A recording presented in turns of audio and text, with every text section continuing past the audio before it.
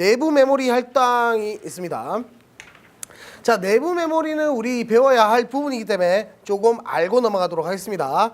자, 내부 메모리란이라고 해서 나왔는데 제가 설명을 간단하게 해드렸었습니다. 그죠? 그러니까 내부로 우리가 릴레이를 쓰는 것처럼 외부에 우리가 회로도에 우리 판넬에 릴레이 쓰듯이 그렇게 쓴다라고 생각하시면 돼요. 그래서 PLC 외부 입출력에 관계되진 않아요.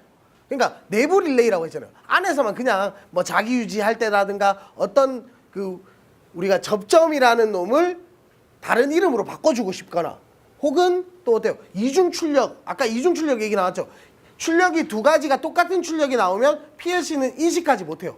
뭐예요? 앞에 것만 인식합니까? 뒤에 것만 인식합니까? 앞에 것만 인식합니까? 뒤에 것만 인식합니까? 확실합니까? 자, 둘 중에 하나만 인식합니다. 그죠? 저도 잘 모르겠어요. 라고 하면 안 되겠죠? 그죠? 앞에 것만 인식했던 것 같아요. 그죠? 네. 그래서 한 놈만 인식해요. 실제로. 한 놈만 인식하다 보니까 한 놈만 인식하는 놈을 뒤에 놈이 인식 못 해버리죠. 그러면 어떻게 해야 돼요?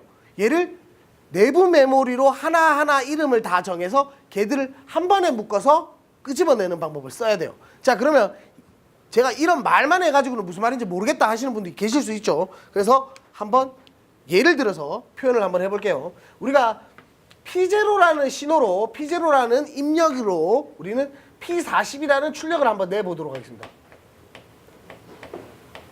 자, P40이라는 출력이 나왔어요. P0에 의해서. 근데 P1이라는 놈에 의해서 우리가 P40이라는 놈을 또 출력을 낼 수도 있죠. 근데 실제로 우리는 이렇게 하는 사람이 어디 있습니까? 그죠? 이걸 병렬로 붙이지. 그죠? 바보입니까? 아니죠. 그냥 이렇게 병렬로 붙이지 얘를 없애버리죠. 그죠? 근데 어떤 경우가 있냐면 우리가 밑에 뭐가 글자가 붙었어. 그리고 막 뭐를 쓰다 보니까 P40이 또 나오게 된 거야. 그죠? 그러니까 어쩔 수 없이 어떤 이 입력에 의해서 P40을 출력시킬 수밖에 없었던 경우가 있죠. 분명히 하다 보면 이런 경우 있습니다. 분명히. 그죠? 뭐 작업을 해보신 분들은 엄청 많이 느끼셨을 거고 안 해보신 분은 이런 경우가 생겨요. 실제로 작업을 하다 보면. 그죠? 그렇게 생기면 얘와 얘는 이름이 같죠. 출력 이름이 같으면 어떻게 된다고 했어요? 이중 출력으로 PLC가 알아듣지 못해버려요. 그러면 출력을 한 가지만 내보낸단 말이에요. 얘는 안 내보낸단 말이지. 얘를 입력했을 때는 얘 입력했을 때는 나가는데 얘 입력했을 때 안 나가버리겠다는 거지. 그러면 얘를 어떻게 해줬으면 좋겠냐는 거지.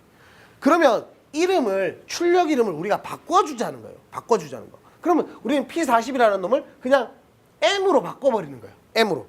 이렇게 M40으로 바꿔버리는 거죠. M이라는 이름 40이 우리는 얘를 P40을 M40으로 이름을 변경했다는 거예요. 그러면 우리는 P40이라는 놈을 어떻게 쓸 수 있어요? M40을 옆에 병렬로 쓸 수 있겠죠. 이렇게 M40 이렇게 병렬. 그죠? 근데 뭐 두 개만 있으면 이렇게 하나 꺼내가 와가지고 쓸 수 있는데 P40이라는 한 3-4개가 돼버렸어. 그럼 어떻게 돼요? 그럼 다 병렬로 이렇게 다 쓸 수는 있습니다. 실제로. 그죠? 근데 이렇게 하면 힘드니까 그냥 하나씩 쓰자 해가지고 P40 얘도 우리는 바꿔버려요. M140으로 바꿔버려. 그럼 얘도 우리는 P40. 그죠? 이렇게 생각할 수 있겠죠. 그리고 또 나왔어. 몇 개가 또 나왔어. 이렇게 P40이라는 놈이. 그러면 M240, 뭐 M340 이렇게 적어버리는 거야. 내가 쓰고 싶은 M을 쓰는 거죠. 뭐 1, 2, 3, 4 쓰셔도 됩니다. M1, M2, M3 뭐 이런 거 쓰셔도 돼요. 그죠? 그러면 얘를 가지고 얘들을 다 모아버리는 거야. 한 곳에. 얘들 나중에 맨 마지막 출력부를 만들어내는 거예요. 출력부를 만들어서 이렇게 M40 그리고 병렬로 다 같이 쓰는 거예요. M140 그리고 M240 뭐 이런 식으로 그리고 M340 340 이런 식으로 모아서 한 군데 모아서 우리는 여기에 출력을 P40으로 만들 수 있겠죠. 그러면 어떻게 돼요? 지금까지 같았던 이름이 하나도 없죠. 출력에. 그러니까 얘는 이중 출력이 이런 식으로 잡혀버리는 거예요. 그러니까 이런 식으로 우리는 이중 출력을 잡는다는 거예요. 이해하시겠습니까? 그러니까 이중 출력이 나오면 바로 놔두면 안 되기 때문에 우리는 이런 식으로 잡아내서 한 곳에 모아서 출력을 시켜버리는 거야. 한 곳으로. 요렇게 바꾼다라는 거 정도 알아두시고, 우리 어차피 다시 뭐 공부하기 시작하면 이 얘기를 또 할 거예요. 그러니까 간단하게는 알고 지나가시자는 거죠. 자, 그래서 그런 거를 뭐 한다는 거예요. 자, 내부 메모리. 자, 제가 어디까지 얘기했죠? 뭐 통칭하고, 예. 자, 그런 M을 쓰는데 우리 P라는 영역을, 그러니까 내부 메모리라고 해서 우리는 얘를 모아서 이렇게 쓸 수 있는데 사용한다라고 보시면 되고요. 자, 보조 릴레이 M은 PLC 내부 릴레이로 외부에 직접 출력은 불가능하다 했죠. 직접 출력은 불가능하지만 입출력 릴레이와 연결하면 외부 출력이 가능합니다. 이 말은 또 무슨 말이냐? 이거죠. 우리가 외부 출력이랑 연결했잖아요. 이거 M이라는 놈을. 그러니까 출력이 가능해졌죠. 그죠? 요 말을 뜻하는 거예요. 지금 이 말이. 그리고 정보를 전달해주는 용도로 사용합니다. 내부 정보를 가공할 때. 자, 가공할 때는 뭐예요? 자, 우리가 이런 거예요. 포지티브 접점은 뭐냐면 우리는 자, 양변한 검출을 얘기해요. 그러니까 들어갈 때만 신호가 들어가는 걸 포지티브 접점이라고 합니다. 자, 그럼 우리는 P0라는 놈의 포지티브를 우리가 사용을 했어요. 근데 얘를 우리가 비접점으로 만들고 싶다는 거야. 근데 얘는 비접점으로 만들 수 있습니까? 이렇게 만들 수 있습니까? 불가능하죠. 그죠? 그렇기 때문에 얘는 비접점으로 만들어서 여기에 끊어주고 싶다는 거야. 잠깐이라도. 근데 이거를 어떻게 P0 이렇게 할 수가 없기 때문에 우리는 가공을 하는 거예요. 어떻게 가공합니까? M0라고 이름을 부르는 거예요. 얘를. 그런 다음에 우리는 이 M0를 가지고 비접점으로 만들어주는 거예요. 이렇게. 그러면 이게 얘가 가공이 됐죠. 이렇게. 이런 식으로 가공이 된 거예요.